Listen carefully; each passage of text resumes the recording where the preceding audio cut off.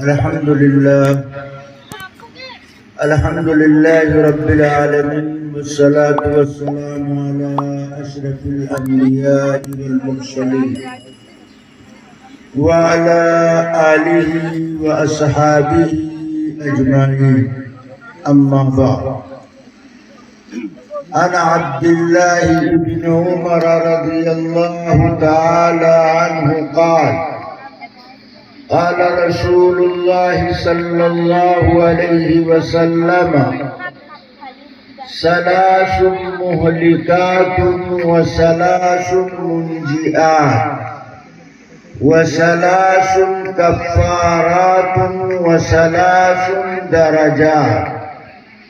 فأما المهلكات فشوب مطاع وهوى متبع وإعجاب المرء بنفسه.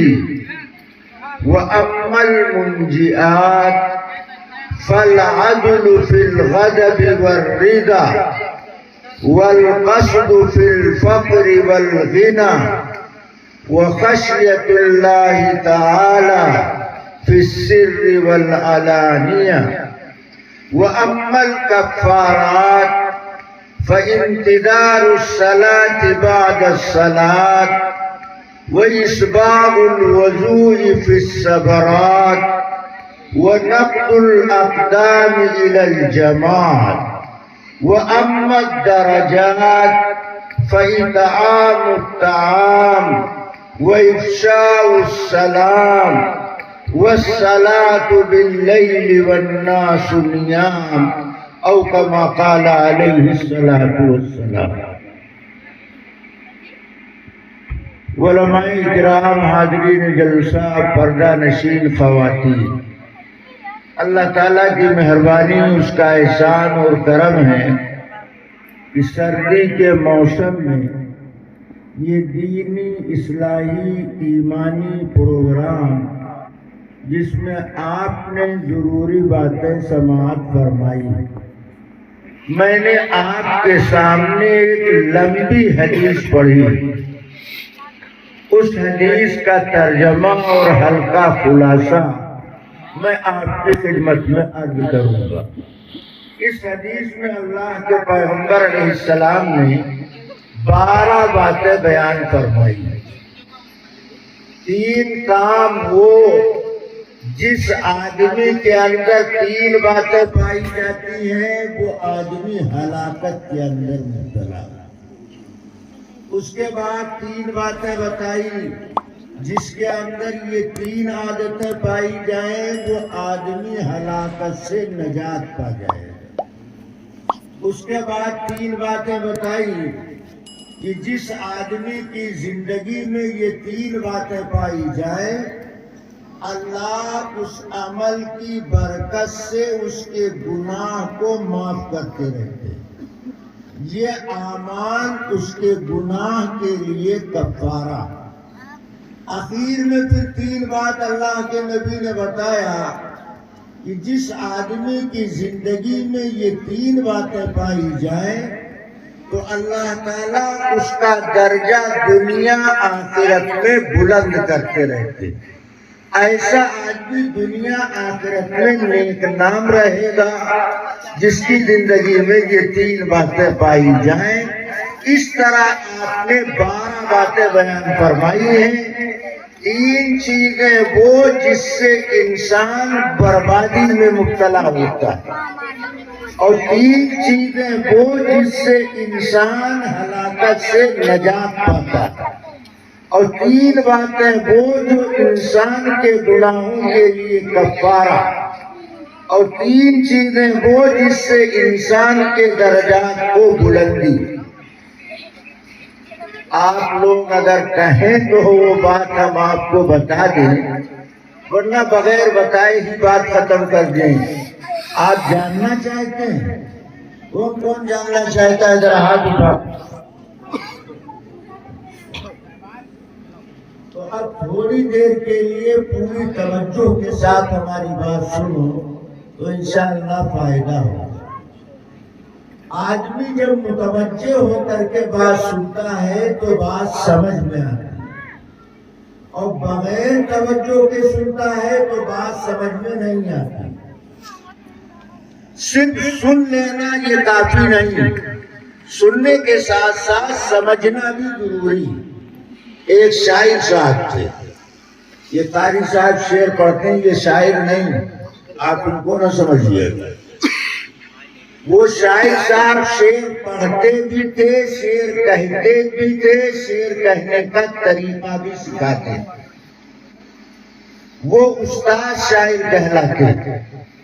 ایک دن استاد شاعر نے اپنے ایک شاگرد سے کہا، آج میں تمہیں ایسا شعر سناؤں گا جو ایک شعر 1,00,000 روپے کا. شاگرد تیار ہو کر بیٹھ گیا کہ آج تو 1,00,000 روپے کا شعر ملنے والا. استاد نے شعر سنایا، شاگرد نے وہ شعر یاد کر لیا. شعر یاد ہو جانے کے بعد شاگرد نے سمجھا یہ 1,00,000 روپے والا شعر ہے اور یہ شعر ہم کو یاد ہو گیا، لہذا 1,00,000 روپے ہمارے پاس آ گئے. اب وہ ایک شعر لے کر کے سبزی منڈی میں پہنچا اور اس نے سبزی کی دکان پر 5 کلو آلو خریدا. جب آلو بیچنے والے نے پیسہ مانگا تو اس نے وہی 1,00,000 روپے والا شعر سنایا. کہا 5 کلو آلو کا پیسہ لے لو، باقی رقم واپس کر دو. تو آلو بیچنے والے نے کہا تم ہمارا آلو واپس کر دو. یہ جوتے کی دکان پر پہنچا، اس نے 2 جوڑا جوتا خریدا. جب جوتا بیچنے والے نے پیسہ مانگا تو اس نے وہی 1,00,000 روپے والا شعر سنایا. تو جوتا بیچنے والے نے کہا تم ہمارے جوتے واپس کر دو، اپنے 1,00,000 روپے کا شعر واپس لے جاؤ. اب یہ اپنے استاد کے پاس پہنچا، کہنے لگا حضرت آج پتا چلا کہ آپ جھوٹ بھی بولتے. کہا کیا ہوا؟ کہا آپ نے کہا تھا یہ شعر 1,00,000 روپے کا ہے، مگر اس 1,00,000 روپے والے شعر سے نہ 5 کلو آلو ملتا ہے، نہ 2 جوڑا جوتا ملتا ہے، تو یہ 1,00,000 روپے کا شعر کہاں؟ تو استاد سمجھ گیا کہ یہ احمق آدمی ہے، کم سمجھ آدمی، اس نے ہماری بات کا مطلب نہیں سمجھا. تو استاد نے شاگرد سے کہا اگر شعر کی قیمت کا اندازہ کرنا چاہتے ہو تو تمہیں شعراء کی محفل میں جانا پڑے گا، ادبا کی مجلس میں جانا پڑے گا، صاحب کلام سے ملنا پڑے گا، مالک زبان سے ملنا پڑے گا. کلام والا کلام کی قیمت جانتا ہے، زبان والا زبان کی طاقت جانتا ہے. جس طرح سبزی منڈی میں ملتی، کپڑا منڈی میں ملتا، چمڑا منڈی میں ملتا، لوہا منڈی میں ملتا، لکڑا منڈی میں ملتا، اسی طرح دین کی بات دینداروں کے پاس ملتی، قرآن کی بات قرآن جاننے والوں کے پاس، نبی کی بات نبی کی سنت پر عمل کرنے والوں کے پاس، صحابہ کی بات صحابہ سے عقیدت رکھنے والوں کے پاس مل سکتی ہے، صحابہ سے عداوت رکھنے والوں کے پاس صحابہ کی بات نہیں مل سکتی. یہ دنیا کا عام قاعدہ ہے. اس لیے دین کی بات توجہ کے ساتھ سننا چاہیے، سننے کے ساتھ سمجھنے کی کوشش کرنی چاہیے. حضرت عبداللہ ابن عمر رضی اللہ تعالیٰ عنہ فرماتے ہیں کہ اللہ کے پیغمبر علیہ السلام نے ہم صحابہ کے درمیان ایک دن ارشاد فرمایا ثلاث مہلکات، 3 چیزیں ہلاکت میں ڈالنے والی.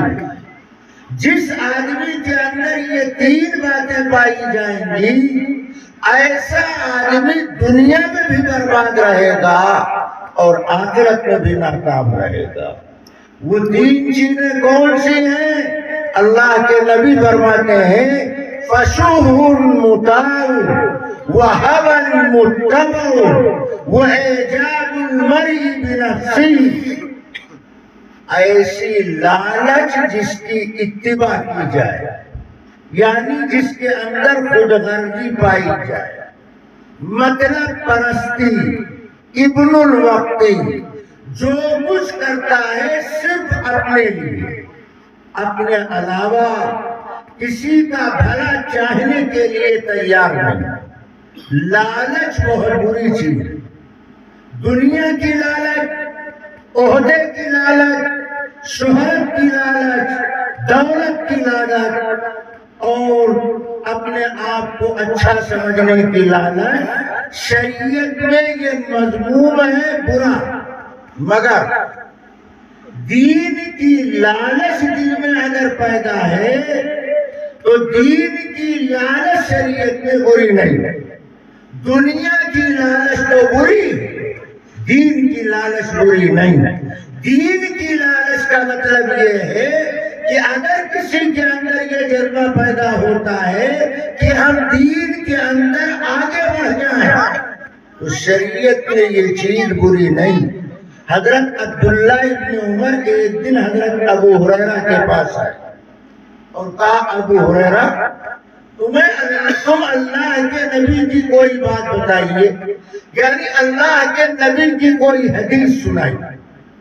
تو حضرت ابو ہریرہ نے عبداللہ ابن عمر سے کہا کہ اللہ کے پیغمبر علیہ السلام فرماتے ہیں کہ جو آدمی کسی کی نماز جنازہ میں شرکت کرتا ہے تو نماز جنازہ میں شرکت کرنے والے کو اللہ 1 قیراط ثواب عطا فرماتے ہیں، اور اگر اس میت کی تدفین میں شرکت کرے گا تو اللہ 2 قیراط ثواب عطا فرماتے ہیں۔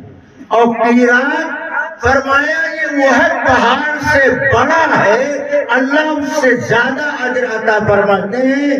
حضرت عبداللہ ابن عمر نے کہا ابو ہریرہ ہم نے تو بہت سارے قیراط ضائع کر دیے، اگر یہ بات پہلے معلوم ہوتی تو نماز جنازہ میں اہتمام کے ساتھ شرکت کرتے، پھر میت کی تدفین میں شریک ہوتے۔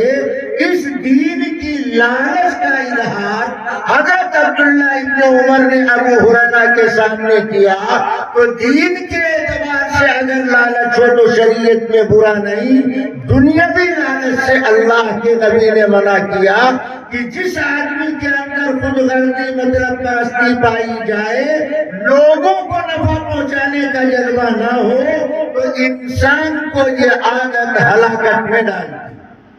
دوسری چیز وہوى متبع، خواہش نفس جس کی تابعداری کی جائے، یعنی نفس پرستی، نفس کو جو چیز اچھی لگتی ہے اسے کرتا۔ جتنے گناہ کے کام ہیں انسان اسی لیے کرتا ہے کہ وہ کام جی کو اچھا لگتا ہے۔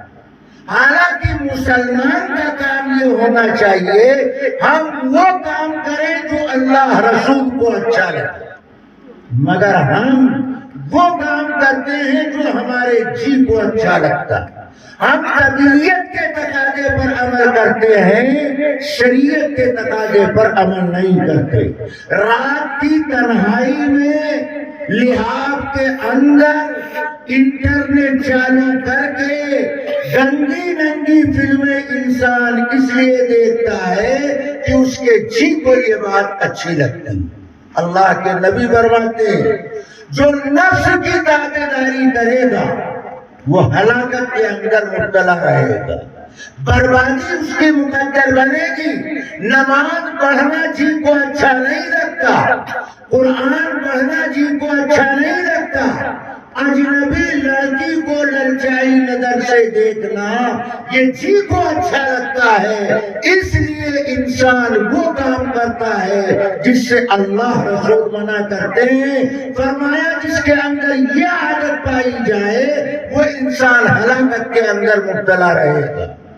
تیسری چیز وہ اعجاب المرء بنفسہ، آدمی کی خود پسندی، اپنے آپ کو اچھا سمجھنا۔ 5 وقت کی نماز پڑھنے لگا تو اپنے کو وقت کا جنید، زمانے کا شبلی سمجھنے لگا۔ اگر کبھی کبھی اوابین تہجد پڑھ لیتا ہے تو پھر اپنے سے بڑا ولی اللہ کسی کو گرداننے کے لیے تیار نہیں۔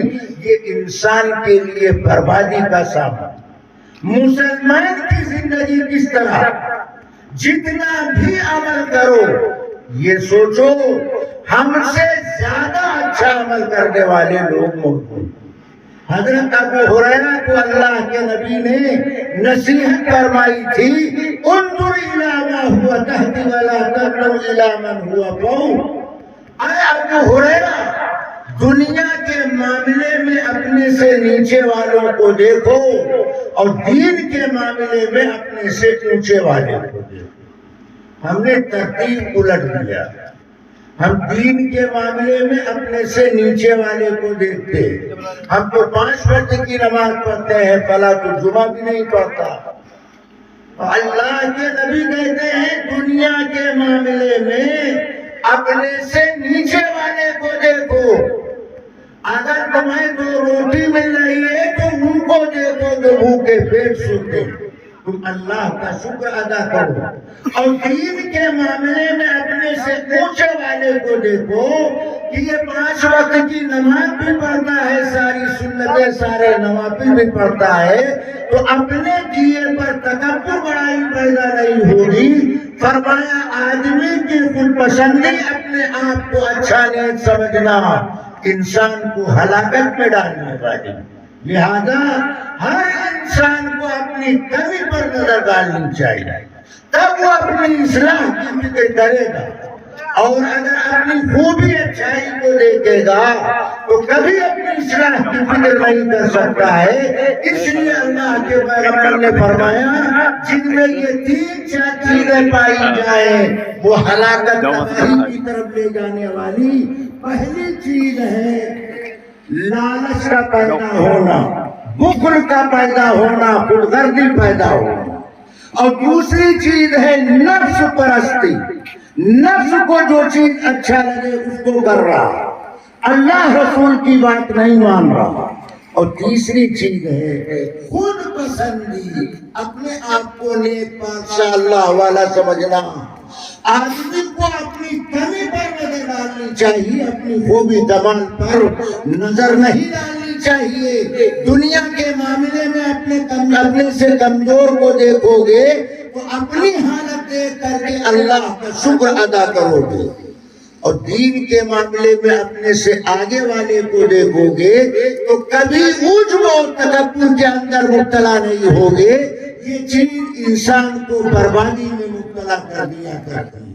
اس کے بعد 3 باتیں اللہ کے نبی نے بتائی جس سے نجات ملتی ہے، ہلاکت سے انسان بچتا ہے اگر اس کے اندر 3 چیزیں پائی جائیں۔ کون سی؟ فرمایا فَالْعَدْلُ فِي الْغَضَبِ وَالرِّضَى وَالْبَذْلُ فِي الْفَقْرِ وَالْغِنَى وَخَشْيَةُ اللَّهِ تَعَالَى فِي السِّرِّ وَالْعَلَانِيَةِ۔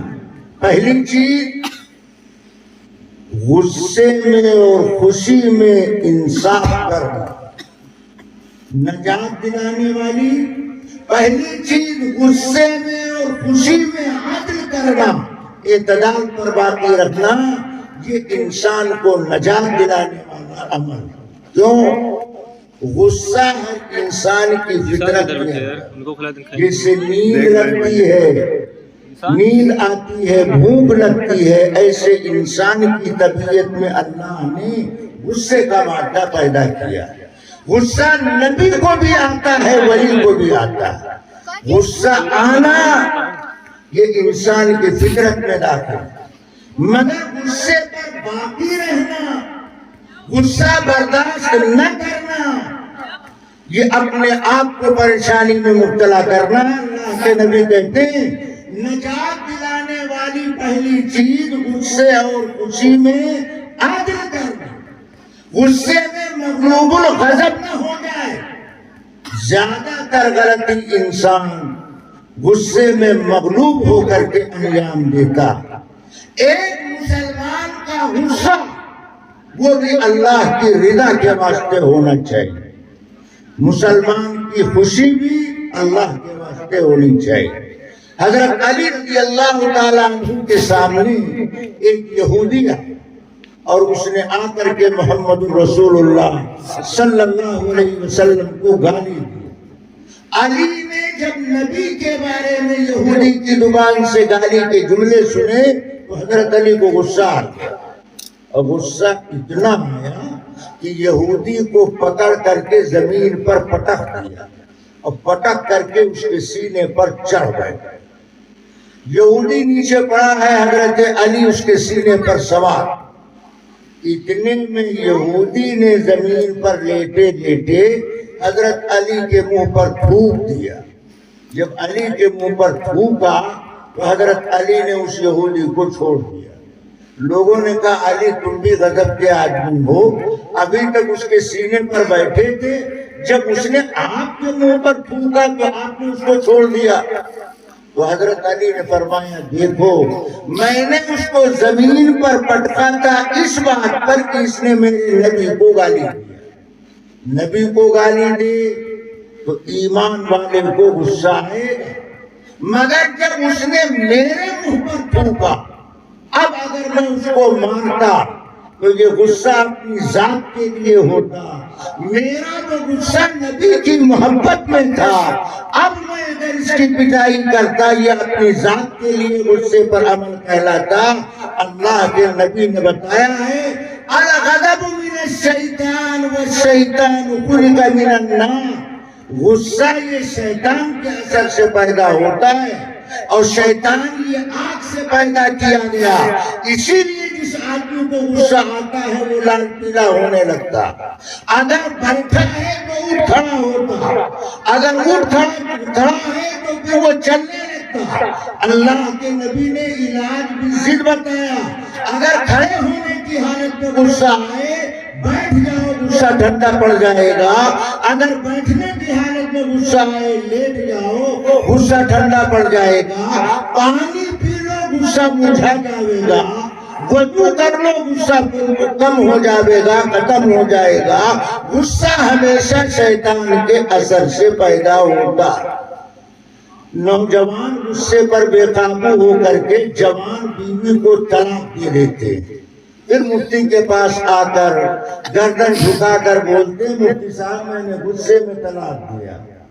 اللہ کے نبی نے ان پریشانی سے امت کو بچانے کا طریقہ بتایا کہ غصے کی حالت میں عدل و اعتدال پر باقی رہو. غصے میں مغلوب نہ ہو جاؤ.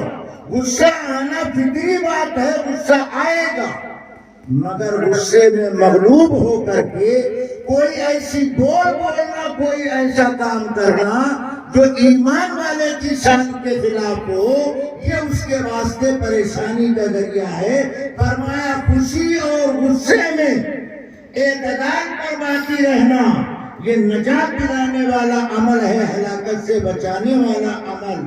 سب سے بڑا پہلوان وہ ہے جو غصہ برداشت کرنے والا، غصہ پی جانے والا، غصے پر مغلوب ہو جانا اور غصے پر اپنے آپ کو قابو نہ پانا، یہ انسان کے لیے ناکامی کی بات ہے.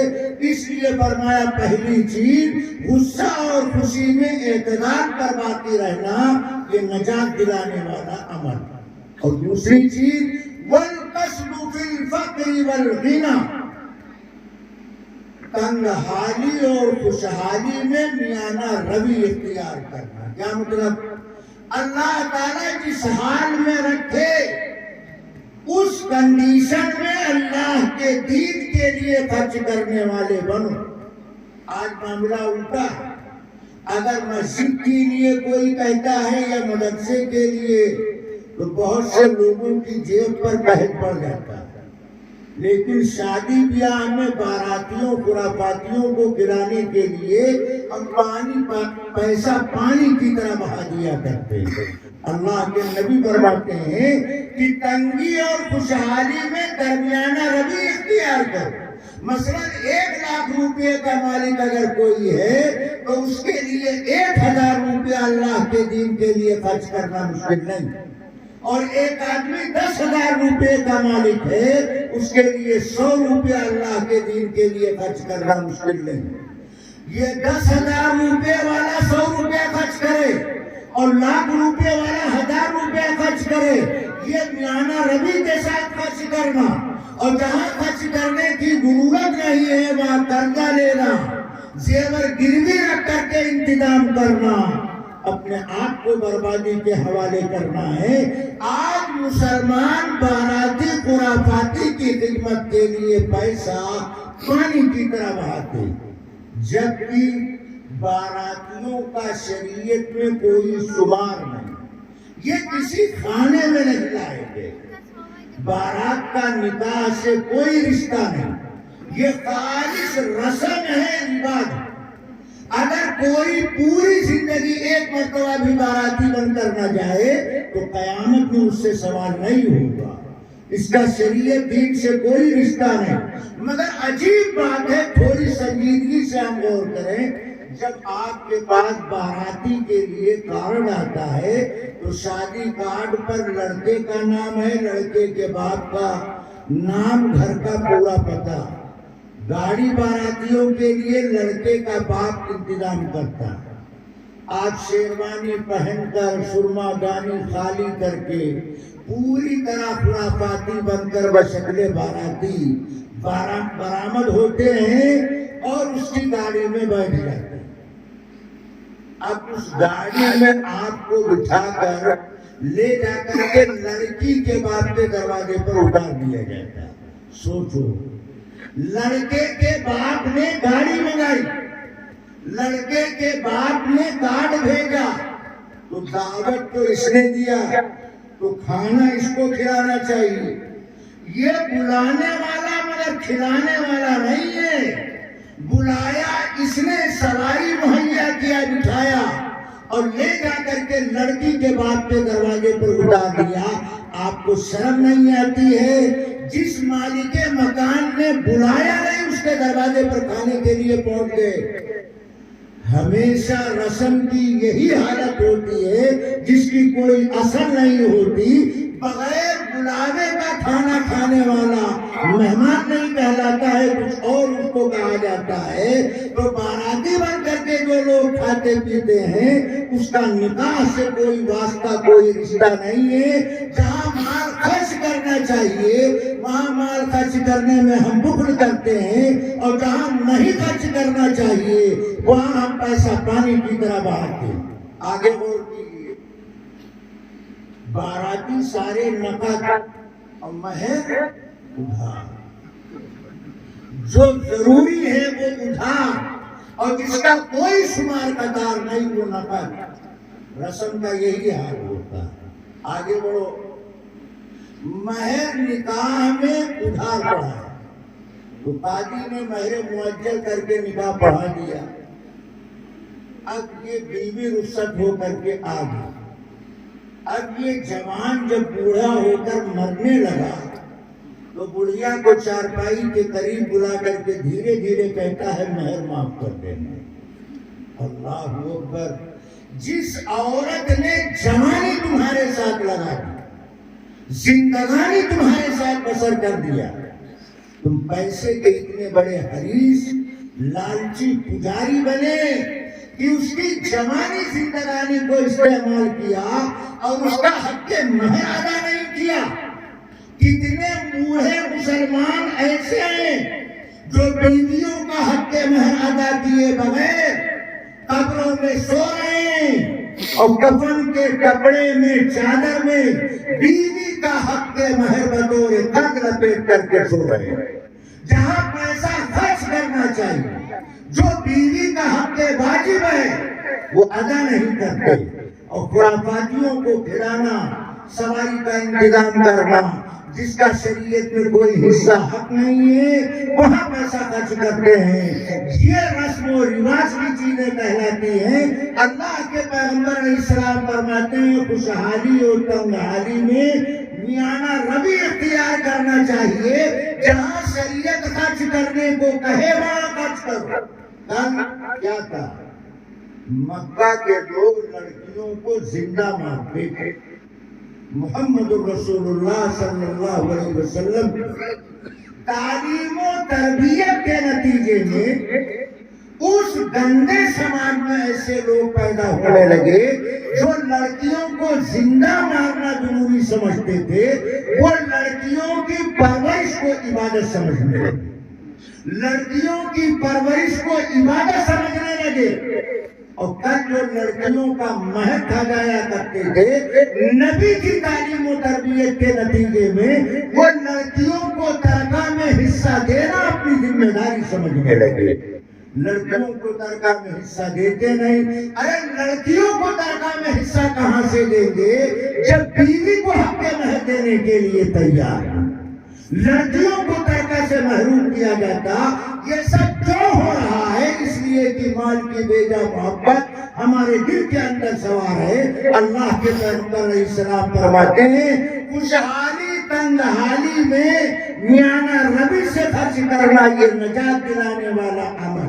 اور تیسری چیز پیغمبر نے بتایا وہ خشیت اللہ تعالی فی السر والعلانیہ، اللہ کا ڈر جلوت میں اور خلوت میں، تنہائی میں اور مجمع میں، انسان کو گناہ سے روکنے والی اگر کوئی چیز ہے تو وہ صرف اللہ کا ڈر ہے۔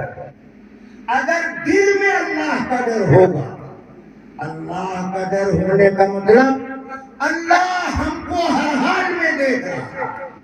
ہم اللہ کو دیکھ نہیں سکتے مگر اللہ ہمیں ہر آن ہر حال میں ہم کو دیکھ رہا۔ یہ ڈر اگر دل کے اندر ہے تو گناہ سے بچنا آسان ہے، نجات کا ملنا یقینی ہے۔ اللہ کے نبی فرماتے ہیں نجات دلانے والی تیسری چیز ہے اللہ کا ڈر، جلوت میں اور خلوت میں، تنہائی میں اور مجمع میں اللہ کا ڈر ہے تو گناہ سے بچنا آسان۔ اللہ کا ڈر دل سے نکلتا ہے تو انسان حرام کاری میں مبتلا ہوتا ہے۔ جوا، زنا، شراب، یہ بڑے بڑے جو جرائم و گناہ کبیرہ ہیں، اس کا ارتکاب جوان، بوڑھا، مرد و عورت اسی بنیاد پر کرتے ہیں کہ اللہ کا ڈر ان کے دل کے اندر نہیں ہے۔ اگر اللہ کا ڈر ہوگا تو رات کی تاریکی میں، جنگل گھنے جنگل میں گناہ کرنے سے انسان ڈرے گا۔ اللہ کا ڈر جیسے نکل گیا تو پھر اس کو برائی سے روکنے والی کوئی چیز نہیں۔ مگر ہماری بات ذرا دھیان سے سنو، آگے میں کیا کہہ رہا ہوں۔ اتنے لوگ بیٹھے ہیں، اگر میں آپ سے پوچھوں کہ گناہ کس کو کہتے ہیں تو آپ کہیں گے مولانا ہم گناہ نہیں کرتے، ایک درجن کہو تو بغیر سانس کے گنا دیں۔ ارے بابا وہ گناہ کے نام ہیں، ہم آپ سے گناہ کے نام نہیں پوچھ رہے ہیں، ہم آپ سے پوچھتے ہیں گناہ کس کو کہتے ہیں، گناہ کی تعریف کیا ہے، گناہ ہوتا کیسے؟ جواب سنو، گناہ کے معنی ہے نافرمانی کرنا۔ گناہ کے معنی نافرمانی کرنا۔ نافرمانی کا مطلب کیا ہے؟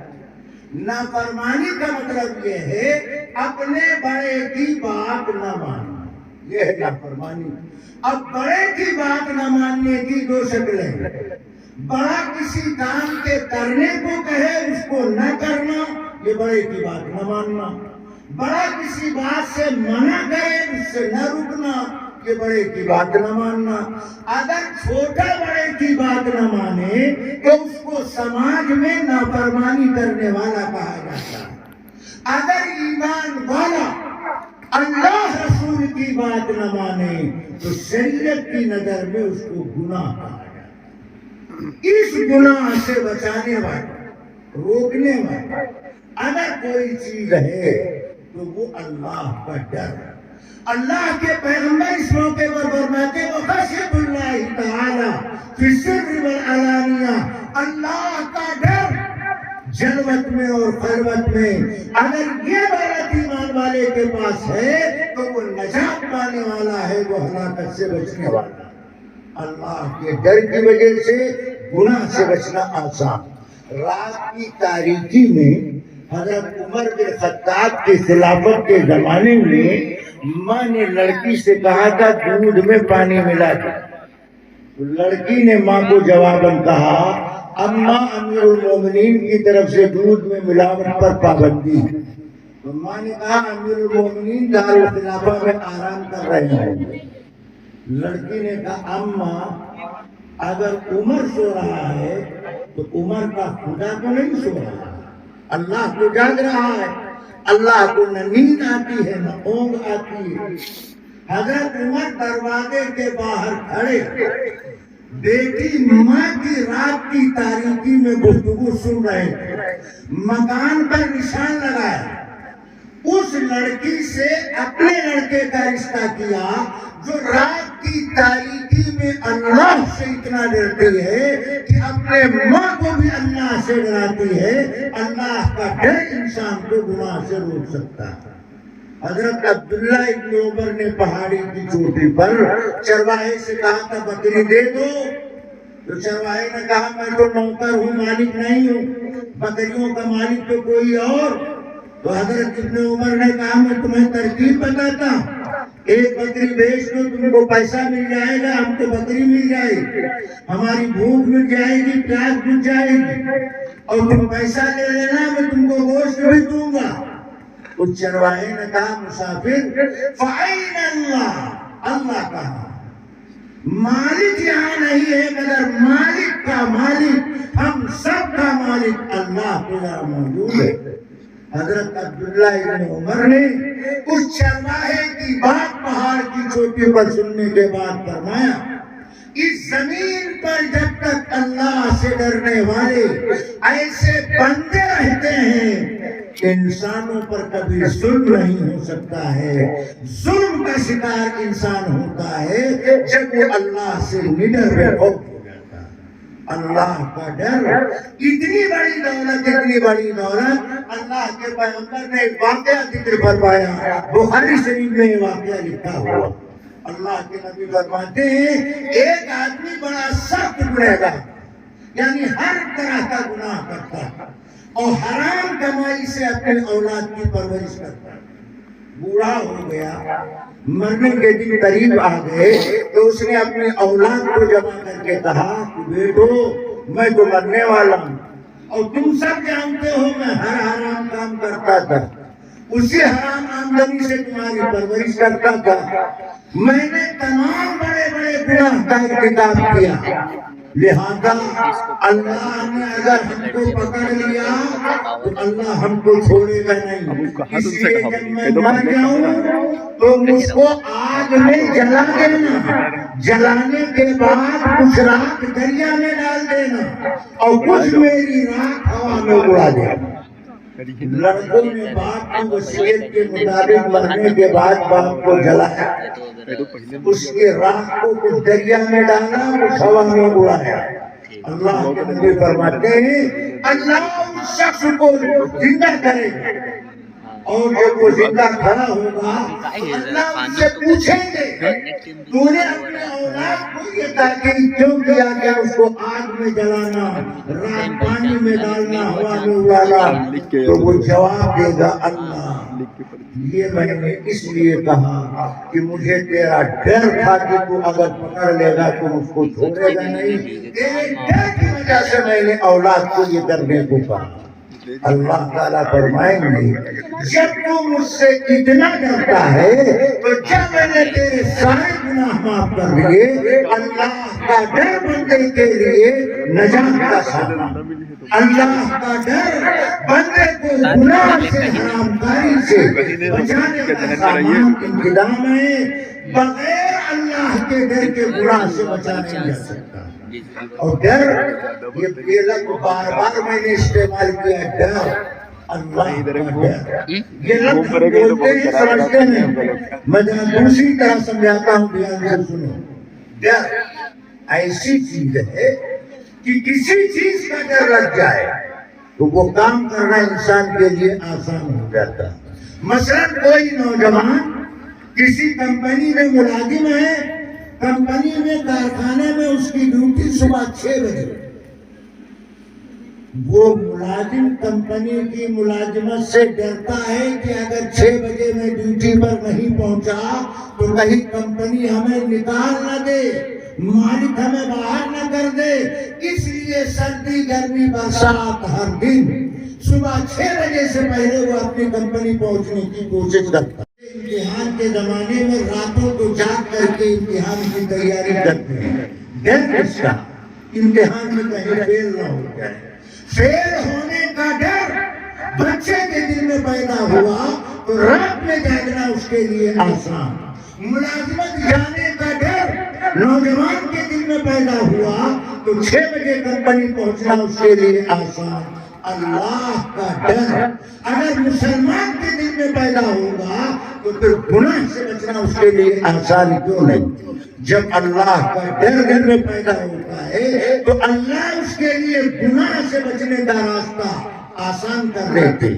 جب آدمی گناہ کرتے کرتے گناہ کا عادی ہو جاتا، توبہ نہیں کرتا، اللہ سے نڈر بے خوف ہو جاتا، گناہ پر گناہ کرتا رہتا ہے اور فقریہ مجلس کا بیان کرتا ہے میں اتنے دنوں سے یہ کام کرتا، تو اللہ تعالیٰ ایسے لوگوں کو کبھی کبھی پکڑتا، اللہ ایسے لوگوں کو کبھی کبھی پکڑتا ہے اور پکڑ کر کے اللہ جکڑتا ہے۔ یہ جو ہم شکایت کرتے ہیں روزی میں برکت نہیں، بیماری پیچھا چھوڑتی نہیں، اولاد فرما بردار نہیں، گھر میں کوئی خیرات و برکات نہیں، اس کی بڑی وجہ یہ ہے کہ ہم گناہ پر گناہ کرتے ہیں، گناہ چھوڑنے کے لیے تیار ہیں۔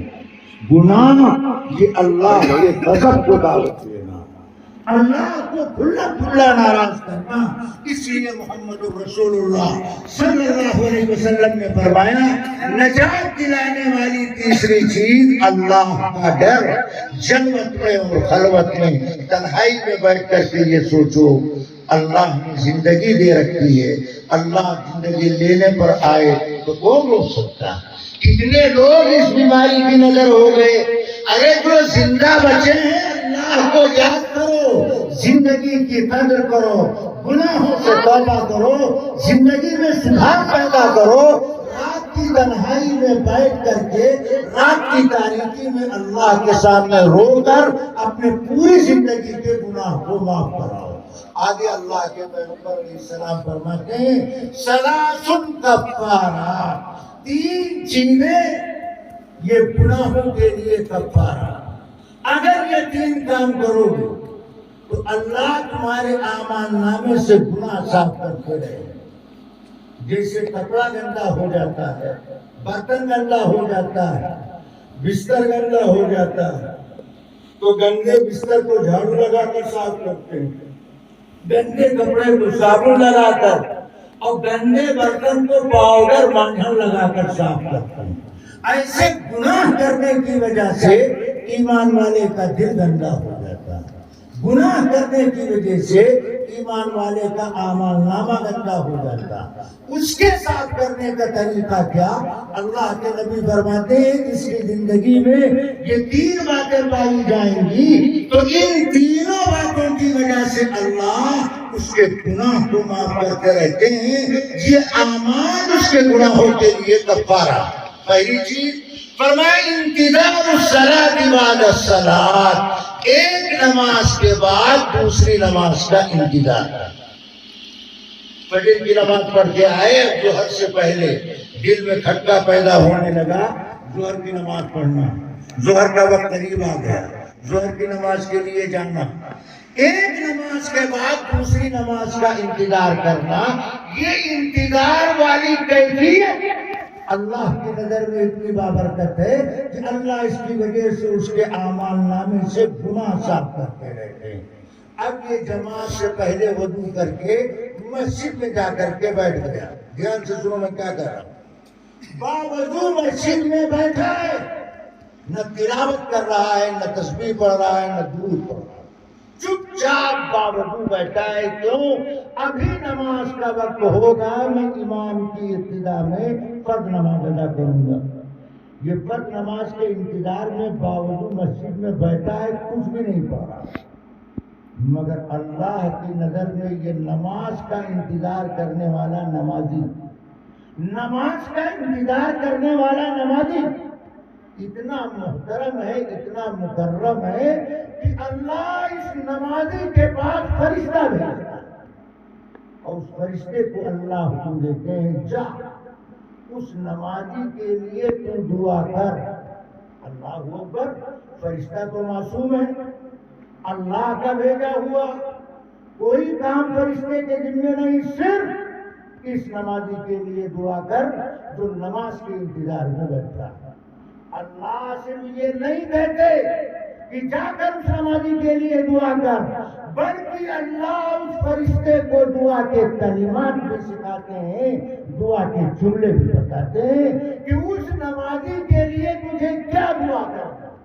وہ فرشتہ اس نمازی کے پاس آ کر کے پہلی دعا کرتا ہے، اللہم اغفر لہ، اے اللہ تو اس کو بخش دے، اے اللہ تو اس کو معاف کر دے، اے اللہ تو اس کو صاف کر دے، اے اللہ تو اس کو پاک کر دے۔ فرشتہ اس کے معافی کی اللہ سے دعا کرتا ہے، اور دوسری دعا وہ فرشتہ اس نمازی کے لیے مسجد میں آ کر دوسری دعا کرتا ہے، اللہم ارحم، اے اللہ اس پر رحم فرما، اللہ اس پر کرم فرما، اللہ اس پر فضل فرما۔ اللہ اکبر، اگر یہ ایک عمل اپنی زندگی میں پیدا کر لو، فرشتے تمہارے لیے دعا گو ہیں، تمہاری مغفرت کی دعا فرشتے مانیں گے، تم پر رحم و کرم کی بوچھار کی التجا اللہ کے فرشتے اللہ کے دربار میں کریں گے۔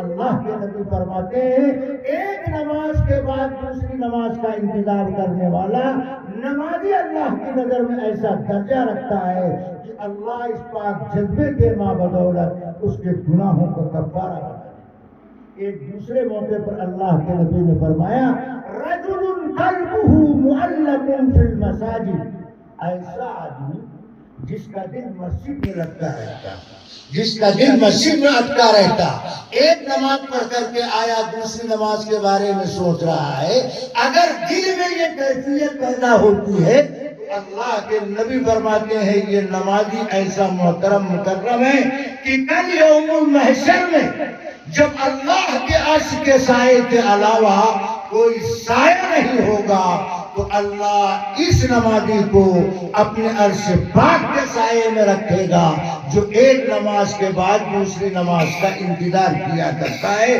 اگر باوضو ہو کر کچھ پڑھ رہا ہے تو اس کا اجر الگ، تلاوت کر رہا ہے، سنت پڑھ رہا ہے، ذکر کر رہا ہے، درود پڑھ رہا ہے، کچھ نہیں کر رہا ہے تو فرشتے کی دعا لگاتار اس کو ملتی رہتی ہے، اور نماز کی انتظار کی صورت شکل بنا کر بیٹھا ہے، اللہ اس کے گناہوں کے لیے کفارہ بنا دیتا ہے۔ دوسری چیز گناہوں کے کفارے کا عمل، ارشاد فرمایا، وَإِسْبَاغُ الْوُضُوءِ فِي الصَّبْرَاءِ، سخت ترین ٹھنڈک میں، سخت سردی میں کامل وضو کرنا، یہ عمل انسان کے گناہ کے لیے کفارہ۔ یہ موسم جس میں ہم آپ گزر چل رہے ہیں، یہ سخت سردی کا موسم ہے، اللہ کا شکر ہے ہم کو گرم پانی بھی مل جاتا، اگر گرم پانی نہ ملے ٹھنڈا ہی پانی تو کامل وضو، اس باغ الوضو، صرف وضو کا حکم نہیں بیان کیا، یہ کمال اسے ملے گا جو سخت ترین سردی میں کامل وضو کرتا۔ کامل وضو کا مطلب کیا؟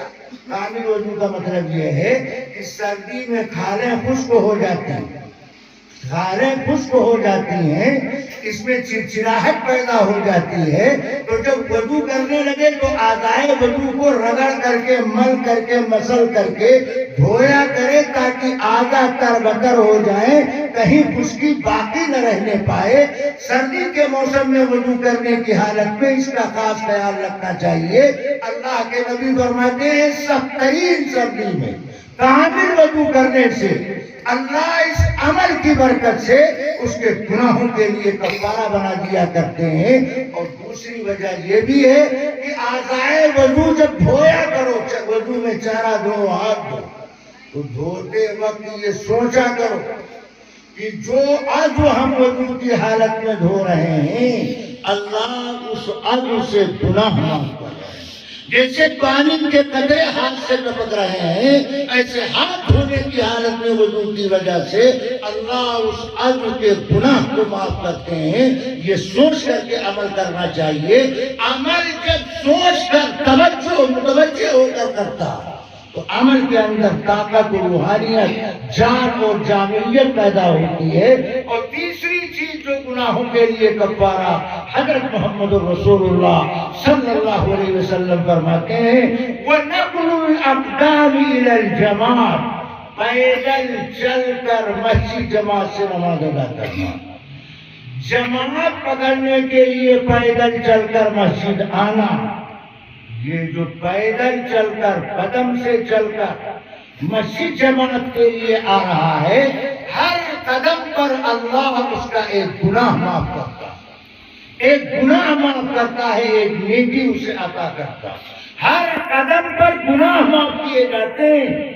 اللہ کے نبی علیہ السلام نے جب صحابہ کے سامنے یہ مسئلہ ذکر فرمایا کہ پیدل چل کر جب مسجد میں آنے سے اللہ گناہ بھی معاف کرتے ہیں, نیکی و اجر بھی عطا فرماتے ہیں, تو صحابہ کی ایک ٹولی آئی جو قبیلے بنو سلمہ کے لوگ تھے, مسجد قبلتین کے پاس رہتے تھے. وہ نبی کے پاس آ کر کے بولے اللہ کے نبی ہمیں مسجد نبی کے قریب گھر بنانے کی اجازت دے دیجیے. کہا کیوں؟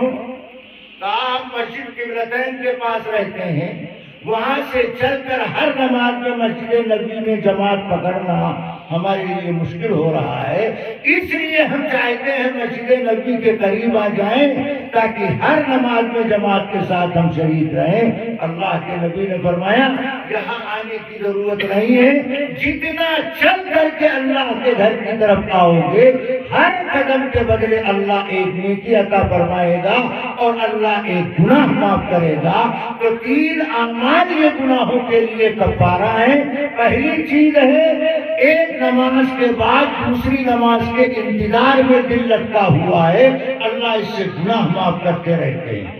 اور دوسری چیز ہے سخت ترین سردی میں کامل طریقے پر وضو کرنا, اس عمل کی برکت سے اللہ گناہ کو معاف کرتے ہیں. اور تیسری چیز ہے پیدل چل کر اللہ کے گھر میں آنا, مسجد میں آنا, اس عمل کی برکت سے بھی اللہ گناہ معاف فرماتے ہیں. اخیر میں تین باتیں اللہ کے نبی نے فرمایا کہ تین چیزیں وہ ہیں جو انسان کے درجے کو بلند کرنے والی ہیں. وہ کون کون سی؟ پہلی چیز فرمایا فَإِطْعَامُ الطَّعَامِ وَإِفْشَاءُ السَّلَامِ. پہلی چیز ہے کھانا کھلانا. جو کھانا کھلانے کا عادی رہے گا اللہ دنیا میں بھی اس کا درجہ بلند کرے گا, آخرت میں بھی اس کا رتبہ بڑھائے گا. کس کو کھانا کھلانا؟ باراتیوں کو, خرافاتیوں کو نہیں. مہمان کو کھانا کھلانا یہ میزبان کے درجے کو بڑھانے والا. مسکین غریب محتاج فقیر کو کھانا کھلانا یہ کھلانے والے کے درجے کو بڑھانے والا. فَإِطْعَامُ الطَّعَامِ کھانا کھلانا. مگر کھانا کھلانے میں بھی اس کا خیال رکھنا چاہیے کہ میزبان مہمان کا اکرام کرے, وہ اپنے لیے بوجھ کا سامان نہ تیار کرے. مہمان اس کے لیے رحمت ہے, اللہ کی طرف سے نعمت ہے. مہمان کو اپنے لیے زحمت نہ سمجھے. اور مہمان 3 دن تک مہمان رہتا ہے, اس لیے میزبان کو پہلے دن اچھا سے اچھا, اعلیٰ سے اعلیٰ, عمدہ سے عمدہ کھانا کھلانا چاہیے. وہ مہمان کا حق ہے, میزبان کی ذمہ داری. دوسرے دن سیکنڈ درجے کا کھانا کھلائے اور تیسرے دن 3rd درجے کا یعنی عام معمول کے مطابق کھلا دے. اب 3 دن کے بعد مہمان چلا گیا. لیکن اگر کوئی ایسا مہمان آ گیا جو 3 دن کے بعد جانا کیا, وہ کہتا ہے میں تو 30 دن یہیں رہوں گا, یہاں تو وقت پر گرم گرم کھانا ملتا ہے, یہ در چھوڑ کر جانے کو جی نہیں چاہتا. تو اب 3 دن کے بعد کون کھلائے؟ 3 دن تک تو مہمان کا. 3 دن کے بعد اب اگر 3 دن کے بعد بھی یہ مہمان نہیں گیا اور میزبان اس کو کھلاتا رہا تو جتنے دن کھلاتا رہے گا اللہ کے نبی فرماتے ہیں اس کو صدقہ کرنے کا ثواب ملے گا. یہ مہمان کو صرف کھلا ہی نہیں رہا، کھلا بھی رہا ہے، کھلانے کے بدلے میں اللہ میزبان کو صدقہ کرنے کا اجر و ثواب عطا فرماتا ہے۔ تو جس طرح میزبان پر مہمان کا حق ہے، ایسے مہمان پر بھی میزبان کا حق ہے۔ میزبان کا مہمان پر حق کیا؟ میزبان کی حیثیت پوزیشن دیکھ کر کے بات چیت کیا کرو، فرمائش اس کی بساط کے باہر نہ کیا کرو۔ اب تم شوگر کے مریض ہو تو پہنچتے ہی بتا دو ہم بغیر شکر کی چائے پیتے ہیں، یہ نہیں کہ وہ شکر ڈال کر چائے بنا کر لایا، آپ تم کہتے ہو میں تو شوگر کا مریض ہوں۔ اب اس کی وہ چائے بیکار گئی، اس پر بوجھ نہیں بننا چاہیے۔ میزبان مہمان دونوں کو ایک دوسرے کے حق کا خیال رکھنا چاہیے۔ اگر ایک دوسرے کے حق کو ادا کریں گے تو اللہ کے نبی فرماتے ہیں اس عمل کی برکت سے اللہ اس کے درجے کو بلند فرمائیں گے۔ اور دوسری چیز بھائی افشاء السلام، سلام کو عام کرنا، سلام کثرت سے کرنا۔ کیوں؟ سلام یہ اللہ کا نام۔ جب کوئی کہتا السلام علیکم ورحمۃ اللہ وبرکاتہ تو گویا یہ کہتا ہے تم کو اللہ کی سلامتی، اللہ کی رحمت، اللہ کی برکت ملے۔ بڑی جامع دعا، سلام کرنے کا اہتمام کرنا چاہیے اور جواب دینے کا اہتمام کرنا چاہیے۔ سلام کی شریعت میں بڑی حیثیت، مگر آج ہمارا مزاج یہ ہے کہ پہچان والا ہے تو سلام کریں گے، اجنبی مسلمان تو اس کو سلام کرنے کے لیے تیار نہیں۔ یہ غلط طریقہ ہے۔ گھر کے اندر جاؤ تو سلام کر کے جاؤ، گھر سے نکلو تو سلام کر کے نکلو، شوہر جائے تو بیوی کو سلام کرے، بیوی آئے تو شوہر کو سلام کرے۔ ہمارے سماج میں عورت کو سلام کرنا غلط سمجھا جاتا ہے، عورت اگر شوہر کو سلام کرے اس کو برا سمجھا جاتا۔ یہ سب رواجی غلط طریقہ ہے۔ میاں بیوی ایک دوسرے کو سلام کر سکتے ہیں، ایک دوسرے کے سلام کا جواب دے سکتے ہیں۔ سلام اتنی اہم عبادت کہ آپ دیکھیں جب نماز مکمل کرتے ہیں تب بھی سلام، السلام علیکم، اکیلے نماز پڑھو تب بھی، جماعت سے نماز پڑھو تب بھی، وہاں بھی دائیں بائیں سلام کرنا ضروری۔ جب ہر نماز میں یہ عمل کرتے ہو تو پھر ہمیں اس کو عمل میں لینا چاہیے۔ اللہ کے پیغمبر علیہ السلام مسجد قباء ایک صحابی سے ملنے کے لیے گئے۔ اللہ کے نبی کو صحابی کی یاد ہے۔ صحابہ کا مقام نبی کی نظر میں یہ، نبی ملنے صحابی کے گھر مسجد قباء جا رہے ہیں۔ ان کے گھر پہنچے، نبی نے دروازے کی کنڈی کھٹکھٹائی، سلام کیا، اندر سے کوئی جواب نہیں آیا۔ پھر آپ نے دوبارہ سلام کیا، پھر جواب نہیں آیا، پھر آپ نے تیسری بار سلام کیا، کوئی جواب نہیں آیا۔ اب آپ دروازے سے واپس ہونے لگے۔ صحابی اندر نبی کے سلام کے کلمات سن رہے تھے اور ہر سلام کا جواب بھی دے رہے تھے، مگر دھیرے دھیرے جواب دے رہے تھے، زور سے نہیں بول رہے۔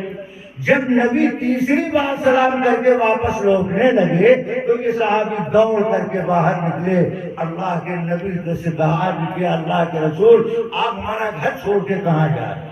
اللہ کے نبی نے فرمایا میں نے 3 مرتبہ سلام کیا، شریعت کا حکم ہے 3 مرتبہ سلام، اجازت طلب کرنے کے لیے اب اگر اندر سے جواب نہ آئے تو یہی سمجھا جائے گا کہ اندر مالک کے مکان نہیں، اس لیے میں واپس ہونے لگا۔ وہ صحابی کہہ رہے تھے اللہ کے رسول آپ دعا کے کلمات بول رہے تھے، السلام علیکم ورحمۃ اللہ، آپ بول رہے تھے، میں آپ کی دعائیں لے رہا تھا، آپ کے ہر سلام کا میں نے جواب دیا۔ تو اللہ کے نبی نے فرمایا تم نے ایسا کیا کہنے لگے آپ کی دعا لینے کے لیے۔ اللہ کے نبی نے کہا دعا لینے کے اور بھی طریقے ہیں، مگر صحابی کے دل میں نبی کی زبان سے کہ یہ جملہ یہ برکت کے کلمات ہم کو کثرت کے ساتھ مل جائیں، ورنہ ہر مذہب میں سلام کے الگ الگ کلمات، مگر دین اسلام میں سلام کے لیے جیسا جامع کامل کلمہ ہے کسی مذہب میں اس کا ترجمہ نہیں پایا جاتا۔ یہ سراپا سلامتی کی ضمانت کا دروازہ، اللہ کے حفظ و امان کا اعلان ہے۔ تو اللہ کے نبی فرماتے ہیں جو کثرت سے سلام کو رواج دے گا وہ اللہ اس کے درجے کو بلند کریں گے۔ مگر یہاں ایک بات اور بھی سمجھ لیجیے، جہاں سلام کرنے کا ہم کو حکم ہے وہیں ہم کو اس کا بھی پابند بنایا گیا کہ کچھ جگہوں پر سلام نہیں کرنا چاہیے۔ وہ کون سے مقامات؟ اب کوئی آدمی مسجد میں نیت باندھنے جا رہا ہے، نماز پڑھنا شروع کر رہا، آپ سلام چپکائے جا رہے ہیں۔ کوئی دسترخوان پر بیٹھ گیا، پلیٹ ہاتھ میں، آپ سلام پکڑائے جا رہے ہیں۔ کوئی بیت الخلا میں پیر بڑھا رہا ہے، آپ سلام چپکائے جا رہے ہیں۔ یہ مواقع سلام کرنے کے نہیں۔ کوئی بیٹھا قرآن پڑھ رہا ہے، کوئی ذکر کر رہا ہے، مسجد میں بیان کر رہا ہے، کتاب پڑھ رہا ہے، ایسے موقع پر سلام نہیں کرنا چاہیے، بلکہ ایسی جگہ چپکے سے خاموش جا کر بیٹھ جانا چاہیے۔ جب وہ پروگرام ختم ہو تب سلام کرنا چاہیے۔ سلام کرنے کے مواقع ہیں، اس کا خیال رکھنا چاہیے، بے موقع سلام نہیں کرنا چاہیے، اس لیے اس کا بھی لحاظ رکھا جائے۔ اور تیسری چیز، اللہ کے پیغمبر علیہ السلام فرماتے ہیں وَالصَّلَاةُ بِاللَّيْلِ وَالنَّاسُ نِيَامٌ، اور تیسری چیز درجے کو بلند کرنے والی وہ ہے کہ رات کی وہ نماز جب لوگ سو رہے ہیں، رات کی وہ نماز جب لوگ سو رہے ہیں، یعنی تہجد کی نماز کی جو آدمی پابندی کرتا ہے، اللہ اس کے درجے کو بلند کرتا ہے، اللہ اس کا مرتبہ بڑھاتا ہے۔ جو آدمی تہجد کی نماز کی پابندی کرتا ہے، اللہ اس کا چہرہ باروب کر دیا کرتا ہے، اس کے اندر وجاہت اللہ پیدا کر دیتا ہے۔ جو آدمی تہجد کی عبادت بجا لاتا ہے، اللہ اس کے دل سے ڈر خوف نکال دیتا ہے۔ قبر کی تنہائی، موت کی گھبراہٹ، یہ تمام تر چیزیں اس سے دور ہونے لگتی ہیں جو رات کی نماز کا اہتمام کرتا ہے۔ مگر رات کی نماز کے اہتمام میں اہتمام کا بھی خیال رکھنا چاہیے۔ حضرت محمد رسول اللہ صلی اللہ علیہ وسلم اپنے گھر میں تہجد کی نماز پڑھتے تھے۔ حضرت عائشہ کہتی ہیں میں لیٹی رہتی تھی، نبی اٹھ جاتے تھے۔